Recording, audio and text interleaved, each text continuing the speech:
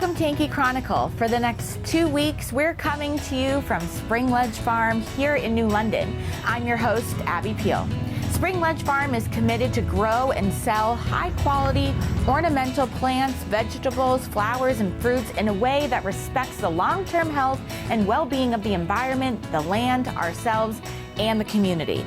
Today we'll visit with farmer Greg Berger, the owner, and hear what makes his work at Spring Ledge so special. We're talking everything theater this summer over at the New London Barn Playhouse. Pete Lauridsen will introduce us to the New London's Ice House Museum, and we'll close with our Laura James visiting with Bob Brown on the Philbrick-Cricenti Bog Trail. Don't go away because you won't want to miss this week's edition of Yankee Chronicle because it's summer and the farm is alive here at Spring Ledge Farm. Please stay with us.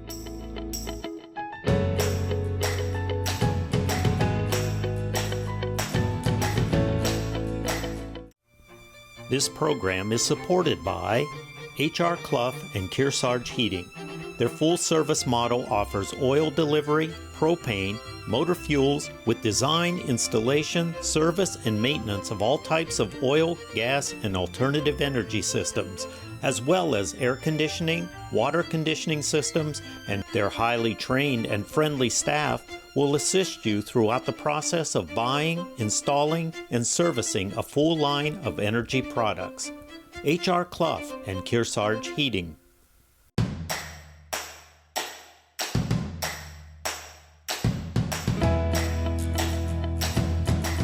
Welcome back to Yankee Chronicle. I'm your host, Abby Peel, coming to you from Spring Ledge Farm here on Main Street, New London. We love to check in with them in the month of June because a lot's happening here. And I'm now joined by Greg Berger, no stranger here to YCN. Thank you for being here. Sure, thanks for coming. And thanks for always hosting us. This is such a great time to check in with you because this is, I mean, I think I say to you, this is a lot going on. You would say it's all year a lot going on, but for the time of year, this is probably when you thrive. Yes, this is when everything's happening right now. The weather's good, people are planting, we're planting out in the fields, strawberries are coming in, we still have plenty of great flowers, and when the sun shines, it's go time. Feels good. Yeah.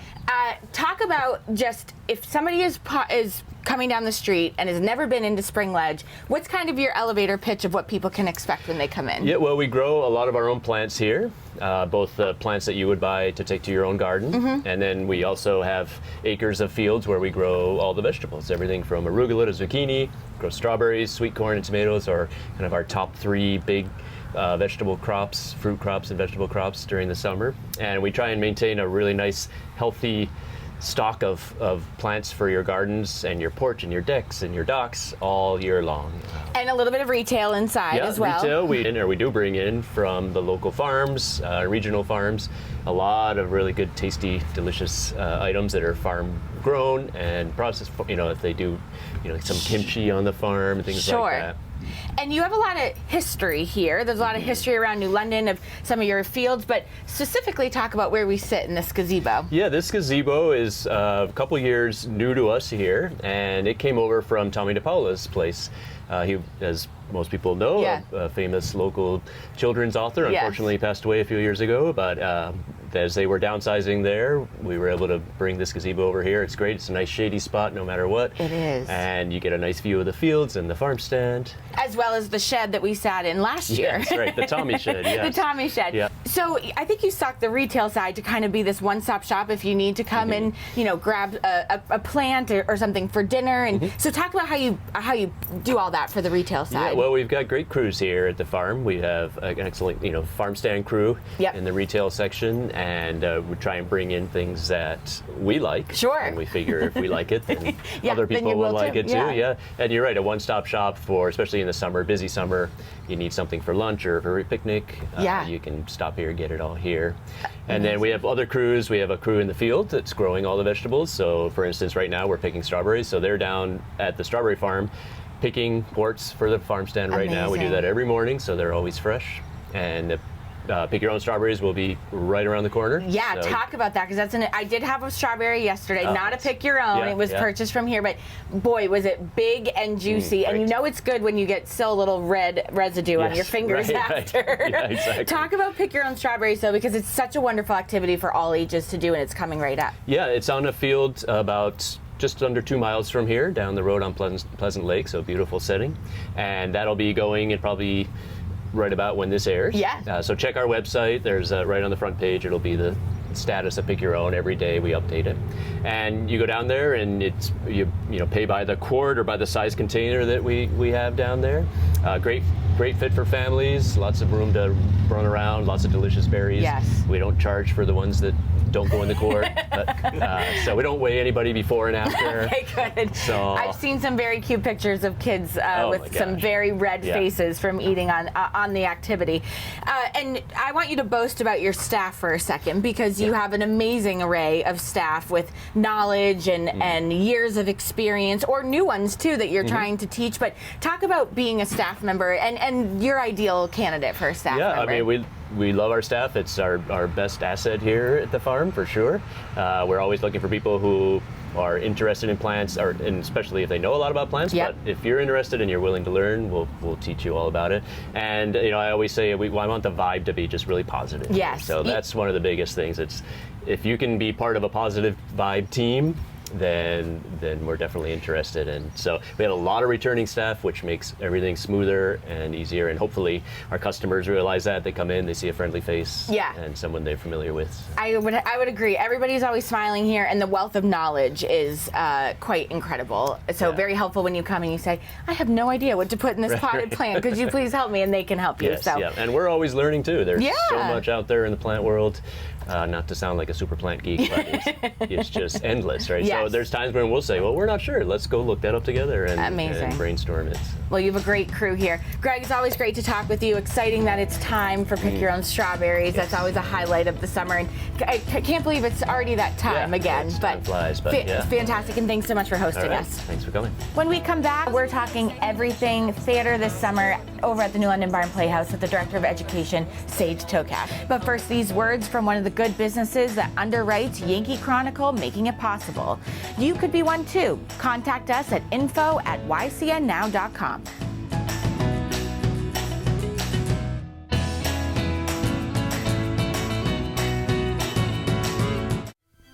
This program is supported by the Innertown Record, your weekly hometown community newspaper covering the Kearsarge Sunapee Sunshine region of New Hampshire.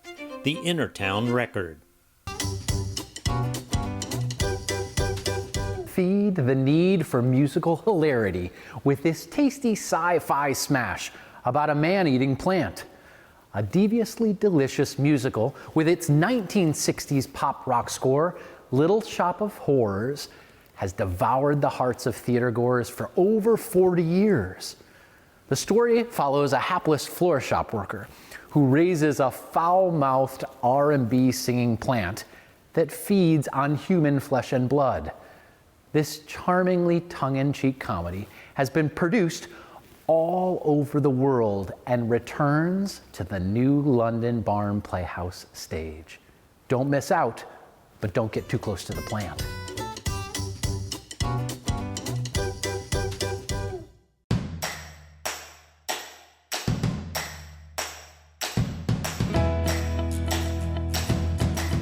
Welcome back to Yankee Chronicle. I'm your host, Abby Peel, coming to you from Spring Ledge Farm. And now we're talking everything theater this summer over at the New London Barn Playhouse with the Director of Education, Sage Tokach. Hi, Sage. Hi, Abby. This is so fun to talk about all the things that are happening at the barn, but specifically, there's a lot for kids. Yes. And it's the time to start planning for parents out there. What am I doing with my kids this summer? So give us the rundown on the Children's Theater series. Absolutely. So the Children's Theater series consists of 4 shows throughout the summer for youth and family audiences. We open it up with Stage Struck, which is we always do some type of junior intern musical review where we're bringing in songs from different shows and stringing them together in an original story. But this year is really special because we had 3 junior interns who wrote the show really on their own. I was their advisor and we got some input from people in the community. But they have been working since January to put the show together. How cool is that? Yeah. And what's the dates on that? So July 5th and 6th are the performances. Okay, great. And then you move in quickly to the next show. So then we have our outdoor Shakespeare show, which is free at the Tracy Memorial Library and Garden. I love that. And it's Macbeth this year, which we have never done in JIs. We do a Shakespeare every year, but this is the big drama. Exciting and still family friendly. Still family friendly. Okay, good. And then you move into Tuck Everlasting, which must be really exciting to do. Yes, that one has been requested by the JIs for a long time, and so we're really excited to finally be able to make it happen. It's a really beautiful story. I think it's going to be some beautiful images, and the music is great. Great, that's fantastic. And then you always end with a banger, and this year's School of Rock. Yeah, School of Rock I'm so excited about. That's the one that I'll be directing, and it's going to be the biggest cast of the season. Wow. And we've got a guest coming back, a former JI, Jonathan Glidewell, who is a musician. You can catch him all the time in town at Little Brother Burger playing guitar. And he will be bringing his guitar to the stage as Dewey Finn. And what are the dates for School of Rock? So School of Rock will be performed August 15th and 17th. Talk about sensory-friendly performances that you offer. Yeah, that was a really exciting addition that we started last year, working with student support services with Kearsarge Schools, and Larry Elliott was a really big help with that. So we create now during our final dress rehearsals, we have a preview. So for the sensory-friendly previews, we invite folks who might want a sensory-friendly experience, so we dim the lights a little bit. There's less people in the audience, so we make it more friendly to anybody who might have some of those sensitivities. And people can just find out more information on the website? Yeah, and it's free. You can just sign up on our website. So talk about the junior intern program, because we use the term JIs, and it's a group of kids who have an interest in theater who are with you for the whole summer. Yeah, and some students are with us for the entire summer, literally before they even get out of school until the end of the summer, right before they go back. And some come for a show or two, depending on availability. And it's a lot of local students from Kearsarge schools and other schools in the area nearby. But we also have students who come to visit grandparents and come for the summer from Seattle and Nashville and Colorado. Fun, so they all get to know each other and spend the summer together. Yeah, absolutely. And the group chat is going year round. That's fantastic. And then talk about camps, because you're pretty sold out for this summer, but it's such an amazing program for parents of young kids who want to taste that theater. Yeah, and we keep expanding. So the camps are for age 6 through 11, and we have it broken up into age groups. And we have some fabulous teaching artists that come from all over the country to work with us. And this year we have 8 weeks of camp, which is the most we've ever done. Wow. So again, we're starting right away when school gets out and ending now at the same time that School of Rock will be ending. Amazing. And for next year, because you're pretty much sold for this summer, but when can people learn about the camps, the dates, that sort of thing? Yeah, we've been announcing them right over that winter break, sometime in December, so that we can start getting those schedules out. And they've been filling up quickly. We've got a lot of great themes this year. Amazing. Talk about your staff that comes into the barn. I mean, people are always fascinated with how many states are covered of just people coming from the barn, but how do you find your staff? What are their backgrounds? Yeah, so sometimes people reach out because they know the barn as a name in the theater community, but we also post jobs on common job sites, on Backstage and Indeed and all of the job sites, and so we get a lot of applications, and we do interviews starting in January. And some people are returning because they come and they love to come back, just like we see on the main stage. But we have some really great staff members this year. Our director of the junior intern program, his name is Ishu, and he's currently a grad student at UT Austin, but he is originally from India and has a lot of experience from different countries around the world. Wow. So we're really excited to bring in some different viewpoints. That's amazing.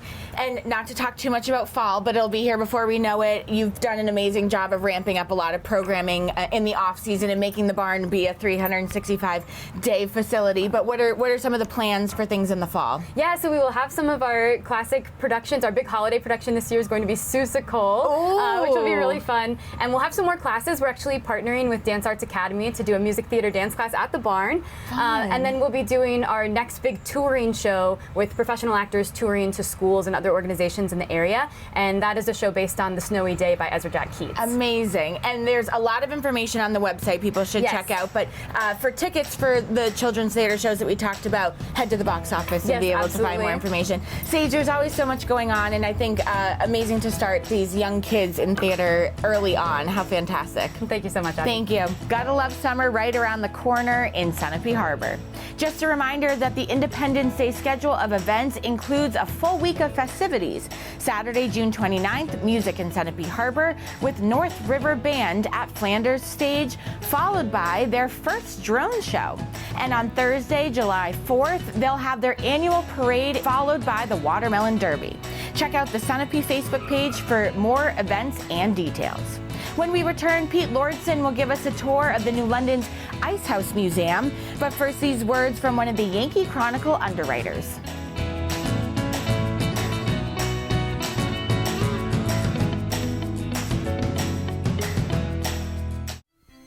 This program is supported by Main Street Bookends of Warner for books, toys, games, cards, gifts, and a gallery of local art. Main Street Bookends of Warner.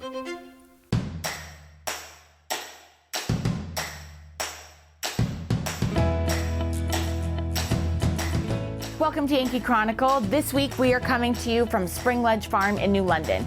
I'm your host, Abby Peel. Our area has a unique lineup of unusual museums, telephone, Indian, and many historical places.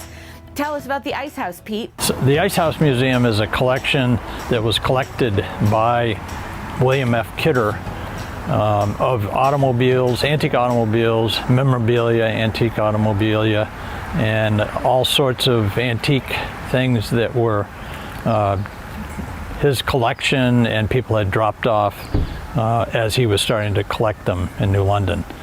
Originally it was an ice house, and he ended up changing it from an ice house into a place where he could tinker and collect all of the items that are here in the ice house today, which is quite an eclectic collection. And the ice house was an ice house to store ice during the winter, and it was called the Shepherd's Ice House because they had a stable, and they ended up hauling ice off the lakes in New London. So then once the refrigeration and the ice went by the wayside, Bill ended up acquiring the ice house and started using it as a place to tinker on his cars, and then started collecting and restoring all of the toys and all of the cars that are here today. There's quite a variety of things here, all from early Model T Fords up through earlier than that, early Fords before Model T, and parts. And part of the collection is due to a Ford garage which his dad started in the early 1900s. And so there are all sorts of parts and parts bins here, and new parts that have never been used, and all the way from antique car parts to a barber shop chair, and also the collection of antique toys, pedal cars, a huge collection of toys like that, and adult toys that you can ride around on. This museum is really a hands-on museum to see what it is all about. It's very unusual compared to most museums. So we're in New London, New Hampshire. We're on Pleasant Street. Hours are from 9 to 2 on Saturday and Tuesdays, and Thursdays 9 to 4. And if you'd like to find more information on this, you can go to the William F. Kidder WFK website. We would love to see you, and we're all very, very lucky that Mr. Kidder had collected it and that the family has preserved this collection, and now it's here. Thank you, Pete. What a great collection of stuff. When we return, Laura James will connect with Bob Brown on the Philbrick-Cricenti Bog Trail. But first, let's hear from one of the folks that underwrites your Yankee Chronicle. These local businesses can only continue if you support those that support us.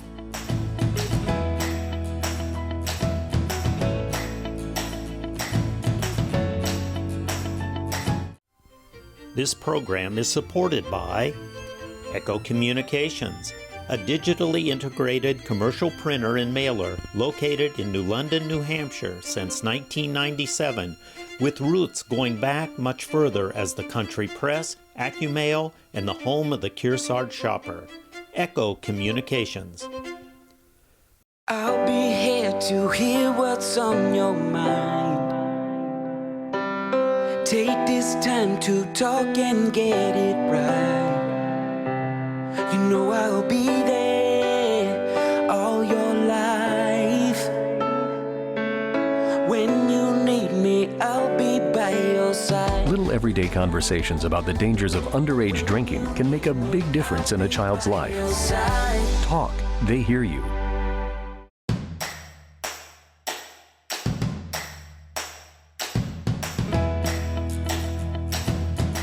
Welcome back to this week's edition of Yankee Chronicle, coming to you from New London's in-town Spring Ledge Farm. I'm Abby Peel. Last year, our Laura James got to visit one of the trails that the New London Conservation Commission maintains. Laura? Well, thanks so much, Abby. On a beautiful October 3rd day, I think it's almost 80 degrees, we had the chance to head to the, you ready? Philbrick-Cricenti Bog. And we found out a lot about this treasure here in New London, New Hampshire, just past Hannaford's, which used to be Cricenti's, strangely enough. So I first spoke with Bob Brown, who is commissioner of the New London Conservation Commission, and found out a lot about the bog. This is truly a spectacular site. We have a number of conservation trail sites. The Conservation Commission maintains over 32 miles of hiking trail, and some are a walk in the woods, and then some others, like this bog, primarily walkway. So, Bob, just to give some perspective, we came down Route 11 in New London, New Hampshire, and right past Hannaford's on the left-hand side, coming from New London, is this hidden spot. Correct. There's new stairs there, so it's more visible than it used to be. But it's very easy to find, and it's a short walk to go through both loops, and there's all kinds of things to see. Now, it is amazing. This is a floating walkway, and a bog is in itself, I mean, we spent all of our time bringing the kids here when they were little, and I was often very scared, thinking they might sink. Can you tell everyone what a bog is? Well, this is officially a kettle bog. It was formed roughly 10,000 years ago. 10,000? I wasn't there, so. But, as the story goes, it was during the Ice Age, and it was either a great big rock or a great big piece of ice that made this depression, and it melts, and there's really no inlet or outlet. And that's why we have these walkways that are a secure surface to walk on.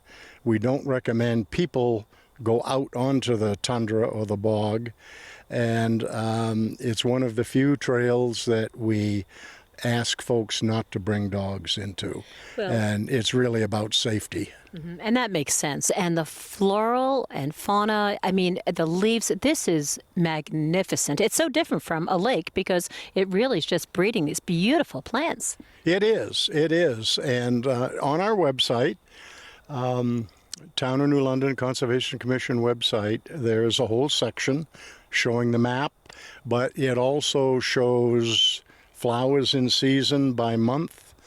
Talks about the history. I have to tell you now, Bob and I are, of a generation that we like to physically have things in our hands. And I know most folks don't, but this is worth printing out. It is magnificent. As I said, there's no big words, so I can understand it. and it's great for kids. Tell us, you touched on it, but there are 2 loops? Yes, there are 2 loops. This is the Spruce Loop on the west side. Over to the east is the Tundra Loop, which is, in terms of linear feet, it's longer. Just to give you a little history, this whole improvement project started early in the COVID program because it was walking out here and other trails was one of the few things that families could do together, maintain their social distancing and so forth, and it worked out well. But it's very difficult to measure, but we estimate trail visits are up 4 to 5 times. Oh my God. So it's a huge crowd. And the original boardwalk that was put in here some 30 years ago was 2 boards, 2x8 dimension, nailed together crosswise and laid on an unstable surface. So when you get more than one person on the board, it starts to move. And some of them would actually pop up.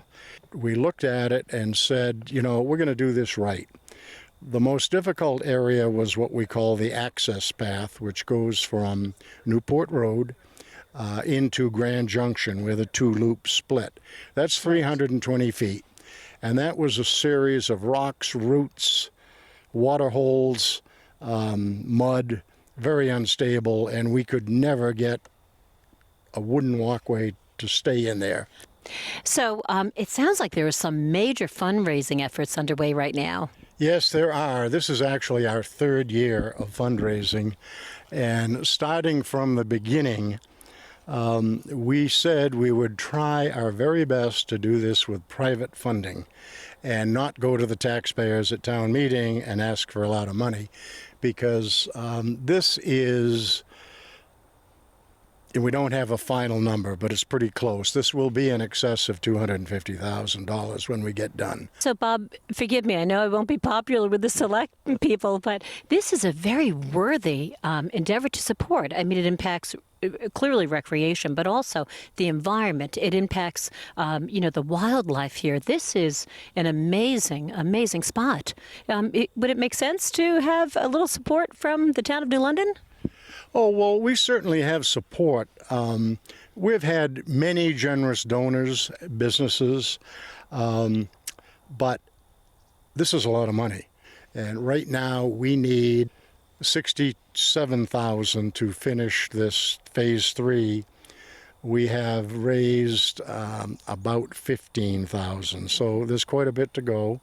Well, I will tell you, I think that all those of us who've used it I would encourage everyone to donate. So, Bob, the question is, how would people find out more about the bog and also how they can help? Well, there's information right at the trailhead out here, forms, but also the New London website homepage has a spot where it says trails. That's wonderful. This is a loaded question for you. What's your favorite season to hike the bog? Oh, I mean, they're all great. It's surprising how many people come in here in the winter. I'm not sure quite what they're looking at, but they seem to enjoy it. But really, fall is a great time of year. Well, coming up next week, we'll be speaking with someone I found trailside. Actually, it's Tom Hoyt from Muskoma Bank. He's the head of special projects and talked about why this is an important organization and spot for Muskoma to support. Back to you, Abby. Thank you. So much to do and events to choose from this time of year. Next week, we'll be right back here at Spring Ledge Farm, a New Hampshire's Farm of Distinction Award given by the New Hampshire Department of Agriculture. And Pam Burke and Cheryl Fogwill will make their annual invitation to Newberry's Old Home Day. Don't miss our Game of the Week second season with a replay of the Kearsarge versus Conval football game. All of our games replay at 12 noon and 7 p.m. on Sundays and Mondays. All of our programs are available on demand anytime at ycnnow.com. I'm Abby Peel. Join me again next week here at Spring Ledge Farm, a family operation for over 50 years. Please join us at the same time next week for another edition of Yankee Chronicle.